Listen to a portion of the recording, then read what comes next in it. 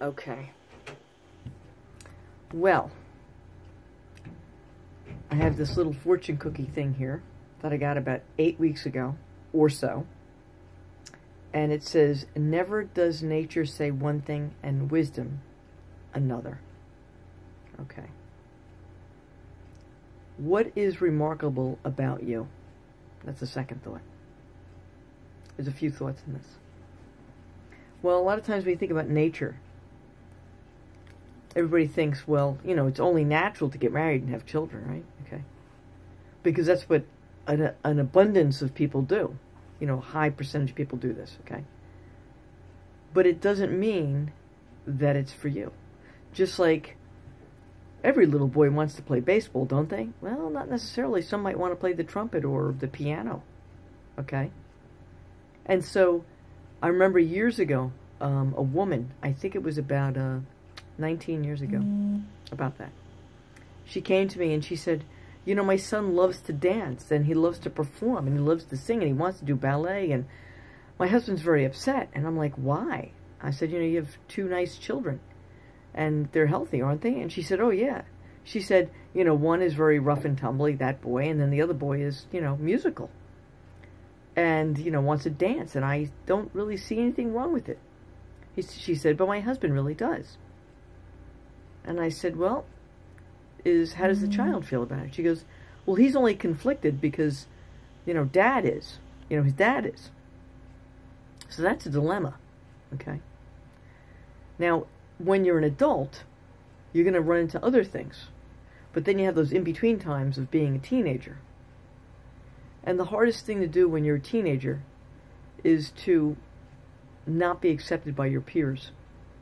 People like it as they get older, but really when you're a teenager and you're being molded, you know, it's one thing to be 8 years old, but when you're, you know, you start getting into your teenage years, you know, you wonder what's wrong with you that, you know, you don't have, you know, 5 billion friends, or you can't hang out with them, or people are not including you, or whatever it is.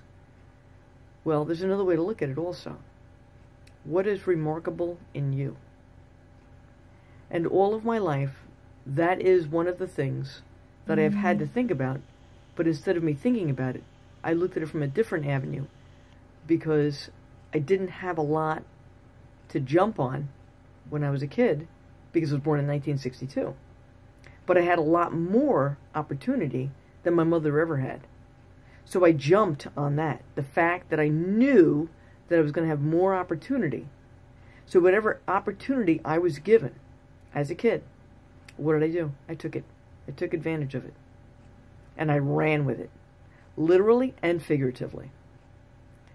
And so when it came to nature, you know, that saying, never does nature say one thing and wisdom another. Well, your nature, your individual nature, each person's individual nature is not what somebody else's is. It could be similar, but it's not the same. Or it could be really, really different. So you have to ask yourself the question, what is remarkable about you in here? This, yeah, okay, all right. But what about, how do you feel in here? Besides maybe alone, because you don't have all these people around you. And adults feel that way, trust me. I've met a lot of adults that feel very not connected. But who or what are you supposed to be connected to? That's the other question. So what is remarkable in you? And what are you supposed to be connected to? If it's music, and you feel it from here, well then go in that direction. Even if the other 50 people in your class or in your church or whatever are not going in that direction, you have to go where this wants you to go. Because then you will find what your nature is. And so if you take up piano playing when you're 62, which I know people who've taken up harmonica, blues harmonica when they were 62, so why not piano playing? I mean, come on. And even if you have a little bit of arthritis, you may be able to conquer it. Who knows? But if your nature is go play that piano when you're 62, and you decide not to do it, because why? Well, because people would think it was silly. That's what you're thinking, maybe. Or why even try? Because it's going to be difficult. I can't try like an 11-year-old. Yes, you can. I think you can. As a matter of fact, I don't think you can. I know that you can. Because if I can learn how to box in my 50s, and I can learn how to fight in my late 40s, going into my 50s, and learn how to wrestle in my late 40s with young men and young women. Anybody can do anything. I mean, if I can do that, anybody can do anything. And I believe that.